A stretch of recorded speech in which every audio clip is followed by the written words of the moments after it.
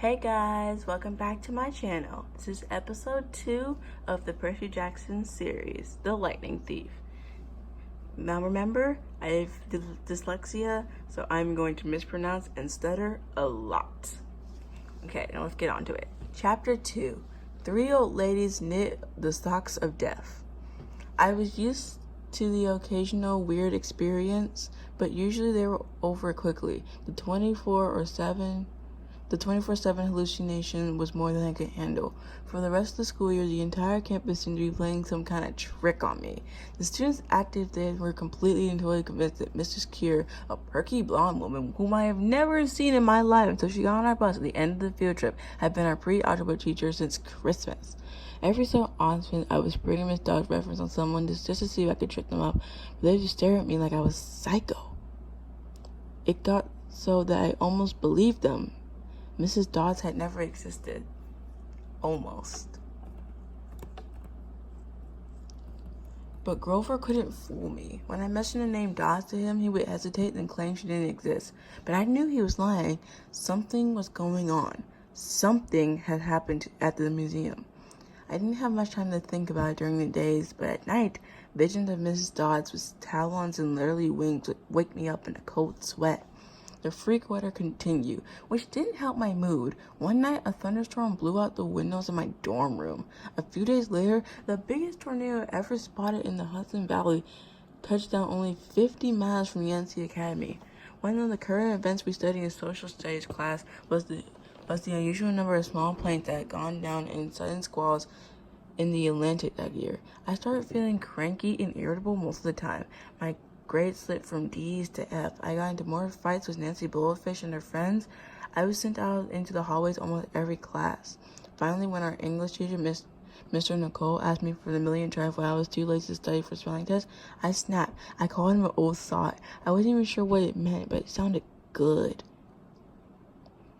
The headmistress sent my mom a letter the following week making it official. I would not be invited back next year to Yancey Academy. Fine, I told myself. Just fine. I was homesick. I wanted to be with my mom in our little apartment on the Upper East Side. Even I had to go to public school and put up with my obnoxious set file and his super poker parties. And yet, there were things I missed at Yancey. The view of the woods out my dorm room, the Hudson River in the distance, the smell of pine trees. I missed Grover, who had been a good friend, even if he was a little strange. I worry how he survived next year without me. I miss Latin class too, Mr. Brunner's crazy tournament days, and his faith that I could do well. And as exam week got closer, Latin was the only test I studied for. I hadn't forgotten what Mr. Brunner had told me about this subject being life or death for me. I wasn't sure why, but I started to believe him. The evening before my final, I got so frustrated, I threw the Cambridge Guide to Greek Mythology across my dorm room. Words had started swimming off the page, circling my head, and the letters doing 180s as they were riding skateboards. There was no way I was going to remember the difference between Chiron and Chiron, or Polydeuces and Polydeuces. Conjuring those Latin verbs, forget it. I paced the room, feeling like ants were crawling around inside my shirt. Then I remember Mr. Brennan's serious expression, his 1,000-year-old eyes say, "I will only expect the best from you, Percy Jackson." I took a deep breath and picked up the mythology book. I had never asked a teacher for help before. Maybe if I talked to Mr. Burnett, he could give me some pointers. At least I could apologize for the big fat F out about the score on his exam. I didn't want to leave Yancey Academy from him thinking I hadn't tried. I walked downstairs to the faculty offices. Most of them were dark and empty, but Mr. Burner's door was ajar, lit from his window stretching across the hallway floor. I walked downstairs to I was 3 steps from the door handle when I heard voices inside the office. Mr. Brunner asked a question, a voice that was definitely Grover. "Worry about Percy, sir." I froze. I'm usually not an eavesdropper, but I dare you try not to listen if you hear your best friend talking about you to an adult. I inched closer. "Alone this summer?" Grover was saying. "I mean, a kindly one in the school? Now we know for sure that they know too. And we only make matters worse by rushing him. We need the boy to mature more." But he may not have the time. The summer solace deadline will have to be resolved without him, Grover. Let him enjoy his ignorance while he still can. Sir, he saw her. His imagination, Mr. Burner insisted. The mist over students and staff will be enough to convince him that. Sir, I can't fail my duties again. Grover's voice was choked with emotion. You know what that would mean. You haven't failed, Grover, Mr. Burner said kindly. I should have seen her for what she was. Now let's just worry about keeping Percy alive until next fall. The mythology book dropped out of my hand and hit the floor with a thud. Mr. Brunner went silent. My heart went hammering. I picked up the book and backed down the hall. A shadow slid across the lighted glass of Mr. Brunner's office door. The shadow was something much taller than my weird-bounded teacher, holding something that looked suspiciously like an archer bow. I opened the nearest door and slipped inside. A few seconds later, I heard a slow clip-clop, like a muffled wood block, and then the sound of an animal shuffling right outside my door. A large, dark shape paused inside the glass and then moved on. A bead of sweat trickled down my neck. Somewhere in the hallway, Mr. Burner spoke. Nothing, he murmured. My nerves haven't been right since the winter solace. Mine neither. But I could have sworn. Go back to the dorm, Mr. Burner told him. You got a long day of exams tomorrow. Don't remind me. The lights went out in Mr. Burner's office. I waited in the dark for what seemed like forever. Finally, I slipped out in the hallway and made myself back up to the dorm. Grover was lying on his bed, studying his lab and exam notes like he'd been there all night. Hey, he said, bleary-eyed. You gonna be ready for this test? I didn't answer. You look awful, he frowned. Is everything okay? Just tired. I turned so he couldn't read my expression, then started getting ready for bed. I didn't understand what I heard downstairs. I wanted to believe I imagined the whole thing, but one thing was clear. Mr. Grover and Mr. Brunner were talking about me behind my back. They thought I was in some sort of danger. The next afternoon, as I was leaving the 3-hour Latin exam, my eyes swimming with all the Greek and Roman names I misspelled, Mr. Brunner called me back inside. For a moment, I was worried he found out my eavesdropping the night before, but that didn't seem to be a problem. Percy, he said, don't be discouraged about leaving Yancy. It's for the best. His tone was kind, but his words still embarrassed me. Even though he's speaking quietly, the other kids finishing the test could hear. Nancy Bullfish smirked at me, making a sarcastic little kissing motion with his mouth. I mumbled, okay, sir. Mr. Brenner wheeled his chair back and forth like he wasn't sure what to say. This isn't the right place for you. It was only a matter of time. My eyes stung. Here was my favorite teacher in front of the class telling me I couldn't handle it. After saying he believed in me all year, now he was telling me I was destined to get kicked out, right? I said, trembling. No, Mr. Brunner said.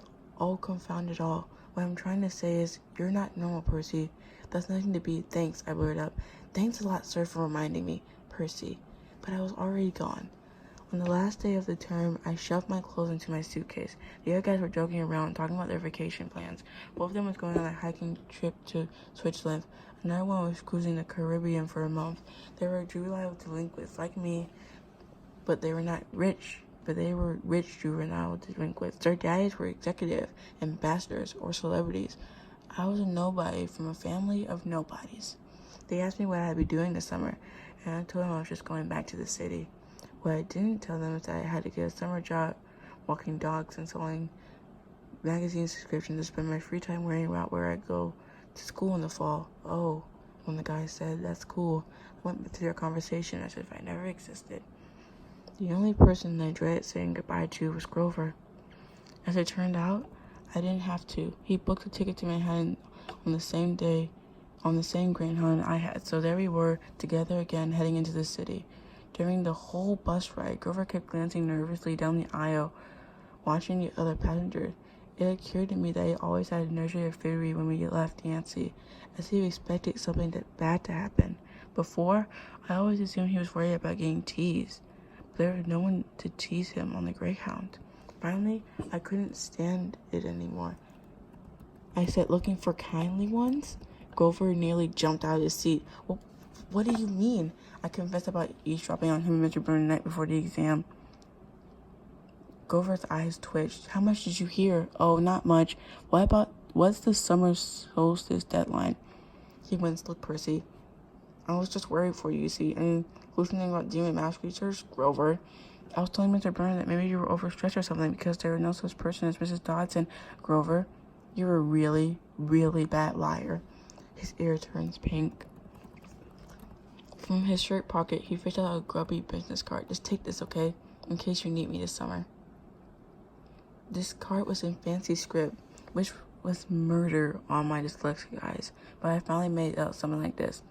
Grover Underwood, Keeper, Camp Half-Blood, Long Island, New York, 800-009-0009. What's half? Don't say it out loud, he yelped. That's my summer address. My heart sank. Grover had a summer home. I never considered that his family might be rich as the others at Yancey. Okay, I said glumly, if I want to come visit your mansion? He nodded. Or if you need me. Why would I need you? It came out harsher than I meant to. Grover blushed right down to the apple. Look, Percy, the truth is, I kind of have to protect you. I stared at him. All year long, I had gotten into fights, keeping bullies away from him. I lost sleep worrying that he'd get beating up next year without me. And here he was acting like he was the one who defended me? Grover, I said, what exactly are you protecting me from? There was a huge grinding noise under our feet. Black smoke poured from the dashboard, and the whole bus filled with a smell like rotten eggs. The driver cursed and limped the groundhog over to the side of the highway. After a few minutes of clanking around in the engine compartment, the driver announced that we all have to get off. Grover and I filed outside with everyone else. We were on a stretch of country road, no place you'd notice if you didn't break down there. On our side of the highway was nothing but maple trees and litter from passing cars. On the other side, across 4 lanes of alsop simmering in the afternoon heat, was an old-fashioned fruit stand. The stuff on the sill looked really good. Heaping boxes of blood-red cherries and apples, walnuts and apricots, jugs of cider, and a clawfoot tub full of ice. There were no customers, just 3 old ladies sitting in rocking chairs in the shade of a maple tree, knitting the biggest pair of socks I have ever seen. I mean, those socks were the size of sweaters, but they were clearly socks. The lady on the right knitted one of them. The lady on the left knitted the other. The lady in the middle had an enormous basket of blue electric yarn. All 3 women looked ancient, with pale faces written like fruit leather, and silver hair tied back in white bandanas, bony arms sticking out of their bleached cotton dresses. The weirdest thing is that they seemed to be looking right at me. I looked over to Grover to say something about this, and I saw that the blood had drained from his face. His nose was twitching. Grover, I said, hey man, tell me they're not looking at you. They are, aren't they? Yeah, weird, huh? You think those socks would fit me? Not funny, Percy. Not funny at all. The old lady in the middle took a large pair of scissors, gold and silver, long blade, like shears. I heard Grover crack his breath. We're getting on the bus, he told me. Come on. What? I said, it's 1,000 degrees in there. Come on. He pried open the door and climbed inside, but I stayed back. Across the road, the old ladies were still watching me. The middle one cut the arm, and I swear I could hear that snip around 4 lanes of traffic. Her true friend bailed up the electric blue socks, leaving me wondering who they could possibly be for. Sasquatch or Godzilla?